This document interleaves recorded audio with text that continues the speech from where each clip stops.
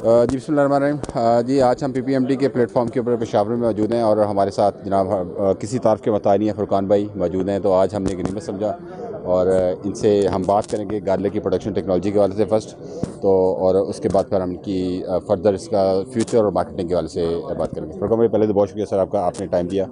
अच्छा सर, थोड़ा सा ये बताइए कि क्योंकि हमें अब डे बाई डे इसको इम्प्रूव करना है प्रोडक्शन को और अपनी कल्टीवेशन टेक्निक्स को, ताकि हम उतनी ही एरिया के अंदर एक अच्छी यील्ड को प्रोड्यूस कर सकें और नंबर ऑफ़ प्लांट्स को इम्प्रूव कर सकें अपने एकड़ के हवाले से और फिर उसकी प्रोडक्शन को ऊपर ले जा सकें। इसमें सर आप क्या कहना चाहेंगे प्लीज़? बिस्मिल्लाहिर्रहमानिर्रहीम, अस्सलाम वालेकुम। सबसे पहले लुकमान भाई आपका बहुत बहुत शुक्रिया कि आपने अपने इस चैनल के थ्रू जो है वो मेरी आवाज़ हमारे तमाम जीवन कम्युनिटी तक पहुंचाने का मुझे मौका दिया। और पैदावार के हवाले से अगर बात करें तो हम सब जानते हैं कि किसी भी फसल की पैदावार का इन्हिसार 5 अवामिल पर है। सबसे पहले अच्छा बीज, ज़रख़ेज़ मिट्टी, उसके बाद फसल की बेहतर निगहदाश्त, मुतवाज़न खुराक और टेम्परेचर यानी कि मौसम। अच्छा, हम पिछले कुछ सालों से एक सिलसिला जो हमारी ऑनलाइन आगाही का चल रहा है, जिसमें मतलब वॉलंटियरली सारे नॉलेजेबल लोग, सीनियर मेंबर्स जीवन कम्युनिटी के, वो रोज़ाना की बुनियाद पर जीवन ग्रोवर्स को जो है वो गाइड कर रहे हैं। आज हमारा फार्मर इस काबिल है कि वो अपनी मिट्टी पर भी मेहनत करता है, वो अपने बीज को संभालना भी जानता है, अच्छे बीज का इंतखाब करना भी जानता है, वो अपनी फसल की खुराक के हवाले से भी सब कुछ जानता है। लेकिन एक चीज़ है जिस पे थोड़ी सी मज़ीद तवज्जो दिलाने की ज़रूरत है, मैं उस पर बात करना चाहूँगा, वो है मौसम यानी कि टेम्परेचर। स्केड्यूल को फॉलो करना मेरी नज़र में बहुत ज़रूरी है। मेरे मुशाहिदात में ये चीज़ आई है कि ख़ास तौर पे जीवन, इसको अगर आपके इलाके का दिन का टेम्परेचर 25 डिग्री सेंटीग्रेड हो, उस टाइम पे अगर आप इसको काश करें और नहरी पानी पर काश करें तो इसकी जर्मिनेशन बहुत बेहतर तरीके से आप देखेंगे, नंबर 1। नंबर 2, जब आपके इलाके का टेम्परेचर 10 से 11 डिग्री सेंटीग्रेड हो तो उससे पहले पहले आपका जो लहसुन की फसल है वो पौधा कम से कम 4 से 5 पत्तों पर होना चाहिए। ये दूसरी एक ऐसी चीज़ है जो पैदावार पे बहुत ज़्यादा असरअंदाज होती है। और तीसरी एक चीज़ मैं देखता हूँ कि हमारे यहाँ पर जब गार्लिक की ये सर्दियों का मौसम आता है, दिसंबर जनवरी ख़ास तौर पे, तो उस टाइम पे पौधा डोरमेंसी के फेज़ में जाता है। गार्लिक फुली डोरमेंट तो नहीं होता, लेकिन जो उसकी कैफियत होती है हम उसे डोरमेंसी ही कहेंगे। उसमें हमारे फर्टिलाइज़र्स बेचने वाले जो हैं, कंपनियां बैठी हुई हैं, एजेंट्स बैठे हुए हैं, वो क्या करते हैं, वो एंटी फ्रॉस्ट प्रोडक्ट्स रिकमेंड करनी शुरू करते हैं और हमारा फार्मर ये सोचकर उसको इस्तेमाल करता है कि हमारा पौधा अगर डोरमेंसी में नहीं जाएगा तो हमारा पौधा ज़्यादा ग्रो करेगा, बेहतर बल्ब बनाएगा।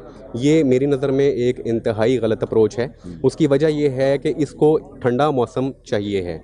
ये ठंडा मौसम पैदावार के लिए बहुत ज़्यादा ज़रूरी है। बाकी सारे अवामिल को आप एक तरफ रख दें, सिर्फ एक जो है ना इसका मौसम, उसके ऊपर गार्लिक के लिए बहुत इंपॉर्टेंट है। उसकी बल्ब फॉर्मेशन आप देखेंगे, लोग कहते हैं कि इसका टेम्परेचर 3-4 डिग्री पे आ गया, ये तो पौधा बिल्कुल ग्रो नहीं कर रहा। मैं कहता हूँ गार्लिक को 4 से 5 हफ्ते अगर आप 0 डिग्री टेम्परेचर दे देना तो आप उसकी बोल्टिंग, उसकी बल्बिंग और स्पेशली आप उसकी पैदावार में गैर यकीनी इजाफा देखेंगे।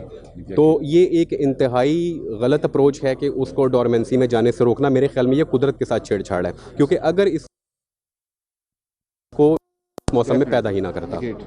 तो ये मेरा मैसेज है पूरी जीवन कम्युनिटी के लिए, तमाम ग्रोवर्स के लिए, कि मौसम सबसे ज़्यादा इंपॉर्टेंट है। आपकी अच्छी खुराक, ज़मीन की तैयारी, आपकी फसल की बेहतर निगहदाश्त, ये सब कुछ एक साइड पे रह जाता है। अगर इसकी चिलिंग रिक्वायरमेंट पूरी नहीं होगी, ये बल्ब ही नहीं बनाएगा बेहतर, इसकी क्लॉव्स ही नहीं बनेंगी।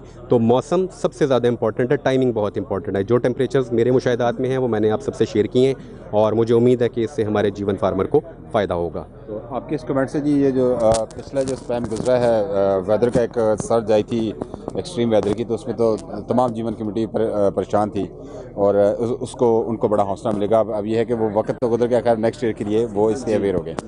Thank you very much Furqan भाई। दूसरा सर ये बताइए कि आप क्या समझते हैं फ्यूचर ऑफ गार्लिक जीवन, और एज ए सीड इसमें कितने ईयर का पोटेंशियल है?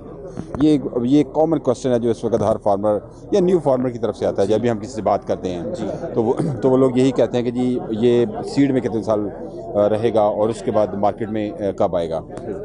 आप इसके बारे में आपका क्या ख्याल प्लीज़? लुकमान भाई, असल में बात ये है कि हम सब जानते हैं कि हमारी गार्लिक की पैदावार इस वक्त काफ़ी नहीं है हमारे अपने मुल्क के लिए। और हम ये भी जानते हैं कि हाई यील्ड की वजह से यही वो एक वाहिद ब्रीड है जो हमें उस डेफिसिट को पूरा करने में मददगार होगी। कोई दूसरी ब्रीड यहाँ तक नहीं आ सकती तेज़ी से। बिल्कुल दुरुस्त फरमाया आपने। तो इसमें ये है कि जो फ्यूचर जीवन का देखते हैं, चूँकि इसकी इंडस्ट्रियल वैल्यू बहुत ज़्यादा नज़र आ रही है। इसको हैंडलिंग करना सर बड़ा आसान है as compare to other breeds जो हमारी लोकल ब्रीड्स हैं। बिल्कुल दुरुस्त साइज फरमाया। बहुत बड़ा है और जी। वेट बहुत होता है, ये भी एक बहुत जी, ख़ास तौर पे सोइंग के वक्त ये लेबर इंटेंसिव काम होता है। exactly. तो उस टाइम पे जीवन लगाना लेबर पसंद करती है बनिस्बत देसी गार्लिक के। सॉरी, हमने जिन फार्मर्स ने जीवन लगाने के बाद दूसरा गार्लिक लगाया तो लेबर भाग गई। लेबर भाग गई, एग्जैक्टली। तो ये हुआ है। बिल्कुल दुरुस्त है। तो अब हो ये रहा है कि इंडस्ट्रियल वैल्यू ज़्यादा है, मेडिसिनल वैल्यू ज़्यादा है, उसकी वजह से अब सनतकारों की भी तवज्जो इसके ऊपर आना शुरू हो गई है और अब सरमायाकार जो हैं वो इसमें सरमायादारी करेंगे। तो उससे मैं ये देखता हूँ कि इसका फ्यूचर अभी बहुत ब्राइट है और इन फ्यूचर जब ये सीड की डिमांड अगर हम पूरी भी कर लें, ये हमारे पास सरप्लस भी हो जाए, तो लाजिम हमारी सनत की तरफ ये जाएगा और वैल्यू एडिशन की तरफ आएगा। तब भी हमारा फार्मर इसको एक मुनासिब रेट पर भी बेचे। वही जो बात हम करते हैं, हमने कई मरतबा इसको डिस्कस किया कि अगर ये 50 रुपये किलो भी बिके तब भी हमारा फार्मर 4 से 5 लाख रुपए का। एक सर बड़ा ग्रुप तो इसके अंदर आया हुआ है ऑलरेडी, वो सब लोग जानते हैं। हम ये सुन रहे हैं मार्केट के अंदर के 2 नए बड़े ग्रुप्स एक्चुअली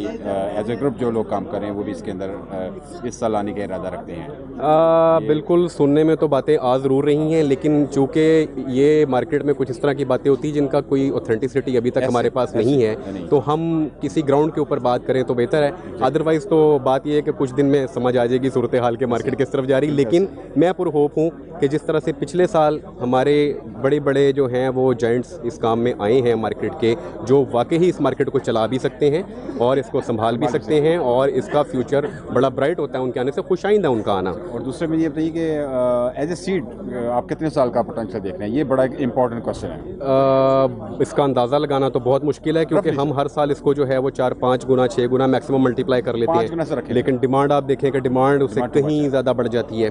तो रफली भी अगर मैं बात करूं तो मैं कम से कम 2025-26 तक इसका फ्यूचर देखता हूं।